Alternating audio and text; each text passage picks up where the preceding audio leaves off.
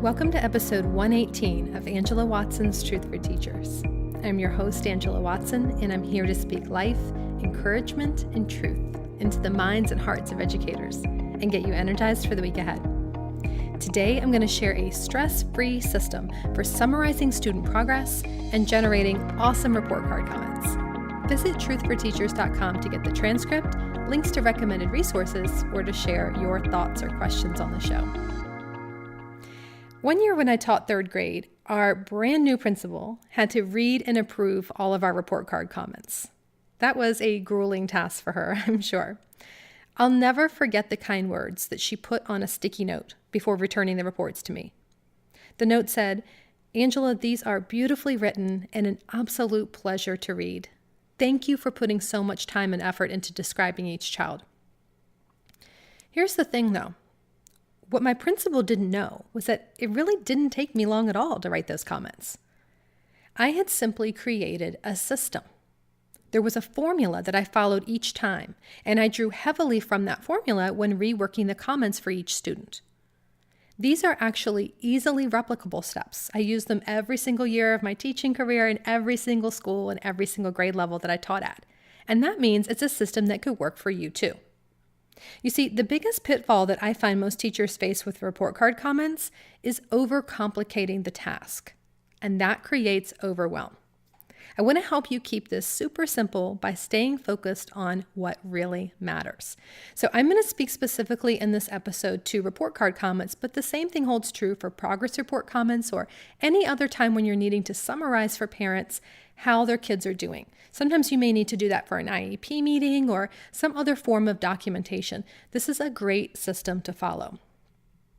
I want to start by just talking about how to convey only what really matters and not allowing yourself to turn this into this, day-long task that will take you 10 hours to generate report card comments for a single class. Remind yourself that the purpose of report card comments is simply to convey the big ideas and the most important information that parents need to know. That's most important, not everything. You do not need to share every success and every problem in your report card comments. Focus on using the comment section to just give a bit of context to the grades. The comment section should align with students' grades. So if a student has earned below a C in any area, I recommend explaining that briefly in the comment section so that there's no confusion about why the student isn't performing better and what needs to be done to help him or her improve. For some parents, it might be smart to explain the C grades as well. However, you don't normally need to write paragraphs of detailed information in report card comments. Parents are just as busy and overwhelmed as you are. Most of them don't have time to read an essay about every single thing that their kids are struggling with. When there are problems, parents should hear about them through conferences, emails, voicemails, and other ongoing proactive communication measures. So there's really no need to say everything again on a report card. To put it simply, your comments need to be true and accurate, but not all-encompassing. There's always more you could say, but focus on only the most necessary and most helpful information. Think about what you really need to document. What do you need to have proof that you have expressed in writing? For example, it's generally important to state in report card comments if a student has excessive absences, or if the student is in danger of being retained. When that's the case, stay focused on that big picture and don't get caught up in describing all the other problems that the student has. For kids who are on or above grade level, there probably isn't anything that you need to document. So focus on simply giving context to those grades and sharing positive anecdotes and achievements and thanking the parent for his or her support. You can also talk about ways the parent can challenge the child. It's important to remind yourself that most of what you write can be adapted for other students. It's extremely rare that a student has none of the same strengths or weaknesses as any other child in the class. So therefore, you should plan to repurpose and rework a few of the basic comment templates over and over again. You are the only person who will read every single comment, so you don't need to create extra work by trying to generate completely original comments for every child. Report card comments can be massively time-consuming for the teacher, but ultimately, they're not super impactful on student learning. The return on your investment of time and energy just isn't that great with report card comments. So that's why you really want to streamline and keep it simple.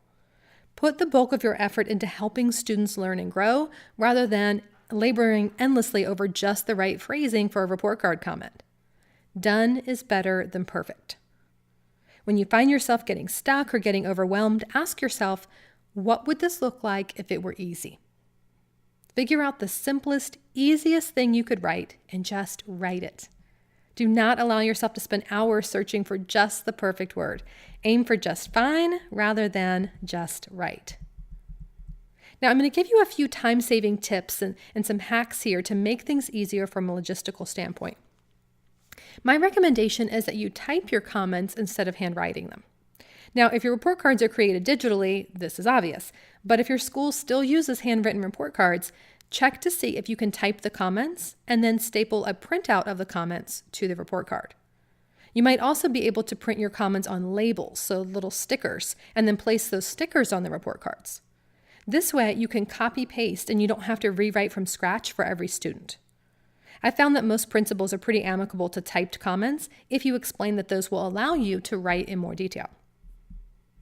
I also recommend that you consider creating your comments in a Google Doc or a Word doc first. Now, if your report cards are digital, you can easily just copy-paste from the doc into your report cards afterwards. So that's a pretty obvious benefit. But even if they're not, I still think this is a useful strategy because it provides a reference for the future. You're going to be able to see from one document exactly what you wrote about each student, and that's going to make it easier for you to generate more feedback and write comments in the future. Another time-saving tip is to be authentic and to write how you speak. Don't waste time trying to come up with the most formal terms possible, especially if you wouldn't normally use those words in conversation. It's much faster to create comments if you write the same way that you would speak if you were talking to the parent in person. That way you're not trying to craft this different persona for yourself when you're doing report card comments. That is just going to leave you feeling stuck and you're going to be stumbling over words. So be authentic, write how you speak. And finally, collect resources that address the most common problems so you can simply give parents the link or send a copy of them home. So for example, you might have a website or a handout that shows parents how to help their kids with math homework, or a list of websites for practicing reading comprehension. That way you don't have to type everything out in detail. Just write, I'm attaching a list of ideas for how your child can work on these topics at home. Or visit this URL for resource recommendations. Now, the most important time-saving tip that I can give is to use a formula for your comments. Use the same format each time.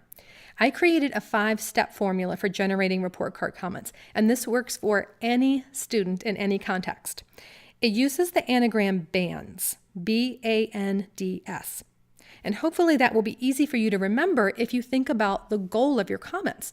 The goal of the comments is to help the student and parents and teacher band together to help the student get where she or he needs to be. So here's how BANDS works. The first element of your comment, the B, is for best attributes. You're going to begin your comment by making a positive statement about the student's best attributes or their best accomplishments. Try to be specific about the student if possible. And that's going to convey to the parent that you really know the student and you really care about him or her. The second element is the A, the areas of success. Share at least one area in which the child is doing really well. If you're going to need to share significant problems with the parent, try to lead into that here by sharing a success that's related to that area. So if the student has behavioral issues, share something positive about the student's behavior first. If the student is reading below grade level, share something positive about his or her reading habits or effort or growth in reading. So best attributes, areas of success, and then the third element for N is needs improvement. I recommend that you choose no more than 3 areas of improvement in most instances. Report card comments are not the place to dump every minor issue on a parent and discourage or overwhelm them. You're not going to be in the room when the parent reads your words, and they're not going to know your tone and your intentions. No one wants to read a lengthy list of everything that's wrong with their kid. So instead, think about just a couple of areas in which it's most imperative that the student improve in order to be successful. You're going to focus on articulating just those areas really clearly. And ideally, these are issues that the parent is already aware of from your more informal ongoing communication. After you've done the N, the needs improvement, you're going to move to the D, which is do this to help. You're going to share specific things the parent and child can do to improve. And that's because it's frustrating to parents when they hear that their child is having problems and they have no idea how to fix it. So you can preempt this problem and avoid tons of follow-up questions and concerned parent phone calls by giving the parent simple, actionable steps that they and the student can take right away. Because you're likely dealing with the same types of issues over and over again, like tardiness, lack of attention in class, working below grade level, you can write out one set of suggestions for each problem. So have that ready in advance, and then you can just copy-paste for each student who has that issue.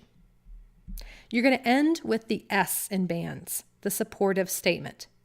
So you'll conclude by sharing this optimistic outlook and expressing a belief that the student can and will be successful.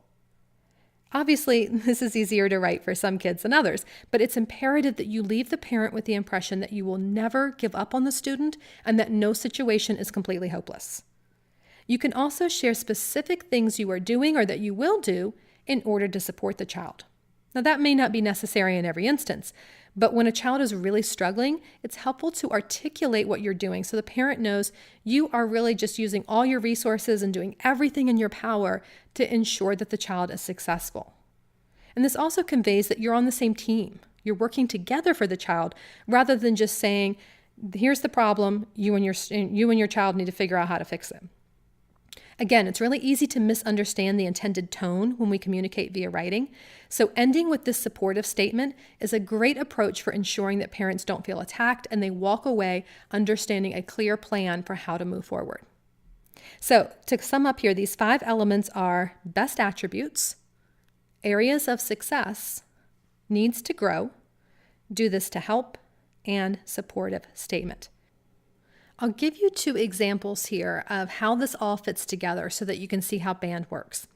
This first example is for a student who is doing fairly well. He's reading below grade level, but he's making solid progress and things are going pretty well overall. So this is the simplest possible format for comments. This is 5 sentences, 1 for each element of BANS. And obviously you can add more info and you can talk about other strengths and weaknesses if needed, but here's an idea of how it could go. So we start with B, the best attributes. James is a happy, outgoing student who always has entertaining stories to share with me and with the rest of the class. Then we move into areas of accomplishment.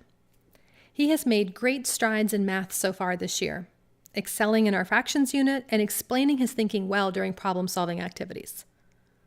Now we're going to move into the N, the needs improvement. James is still working on improving his reading comprehension. As we discussed in our conference last month, he's currently a year below grade level in reading, and he'll need to progress significantly prior to our end-of-year exam. Next is D, do this to help. Please continue to read with James at home nightly and encourage him to set aside 2 evenings a week to work on his choice of the reading comprehension websites that I've suggested in a list attached to this report card. And we'll close with S, the supportive statement. Thank you for your help. With all of us working together as a team, James has incredible potential, and I'm confident he will continue to grow in all areas as the year progresses.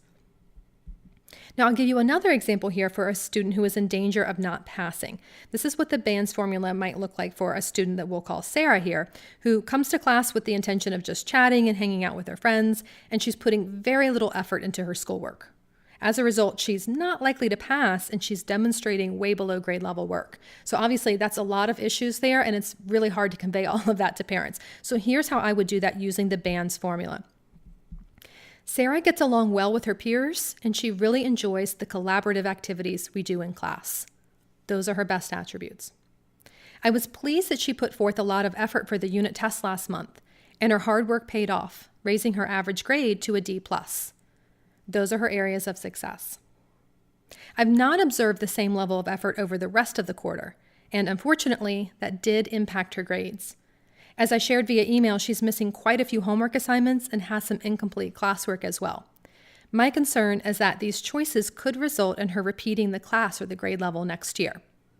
That's her area where she needs improvement or needs to grow.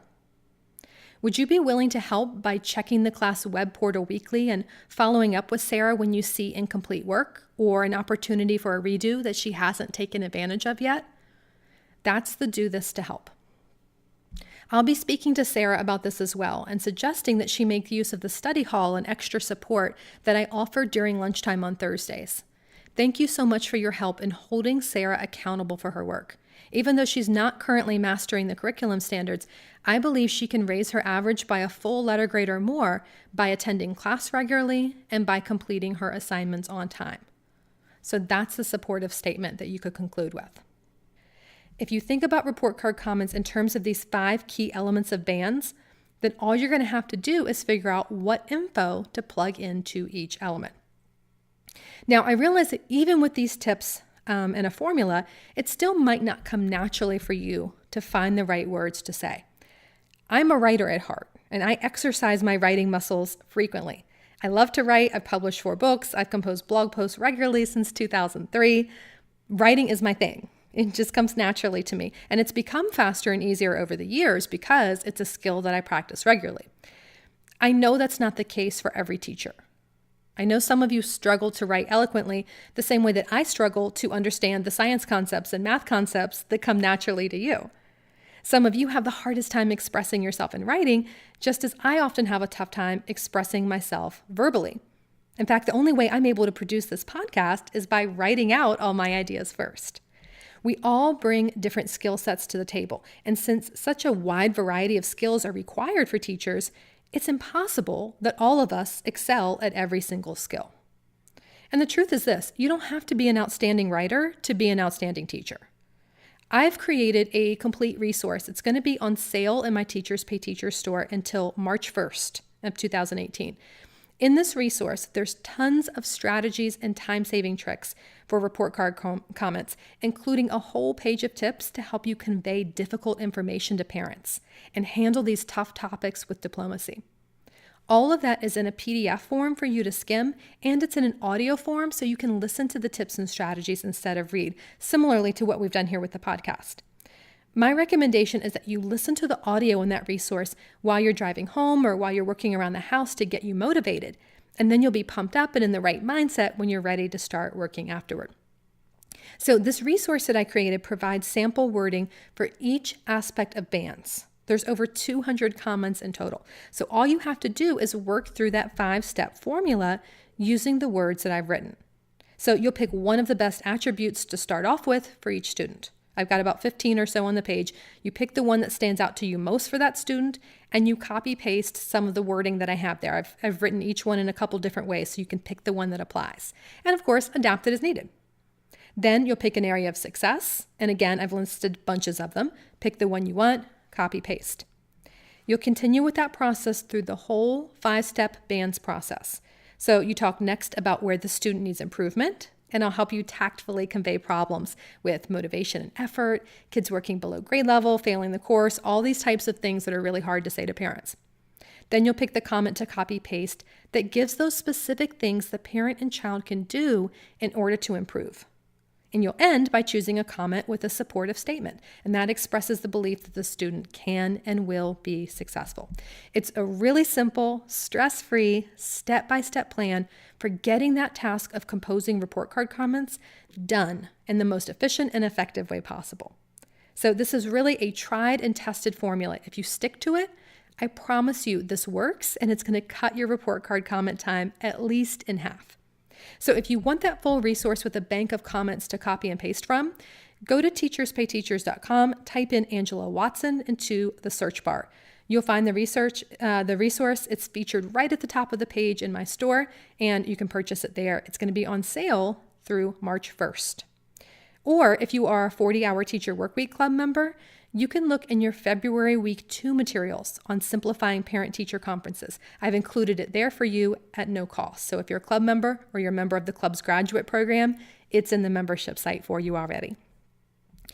If you are required to write summaries of student progress in any form, that includes child study paperwork, intervention documentation, emails to parents, and so on, I really think you're going to find that this system will help you compose those summaries of progress more efficiently and more effectively. So you can find it at Teachers Pay Teachers by searching for my name, or just click the link in the show notes for this episode. You'll be able to get it that way too. Your takeaway truth for the week ahead is a quote that I return to over and over again when trying to convey difficult information to others. It's by Carl W. Buckner, who said, "They may forget what you said, but they will never forget how you made them feel." As you're summarizing student progress for parents, keep this quote in the forefront of your mind. The exact words that you write are going to be long forgotten a few months from now, but the parents will never forget how you made them feel. Focus on making them feel like there is hope and the possibility of a bright future for their child. Make them feel like you are on the same team and you are working with them to offer the best possible support. You can do this. And remember, it's not going to be easy. It's going to be worth it.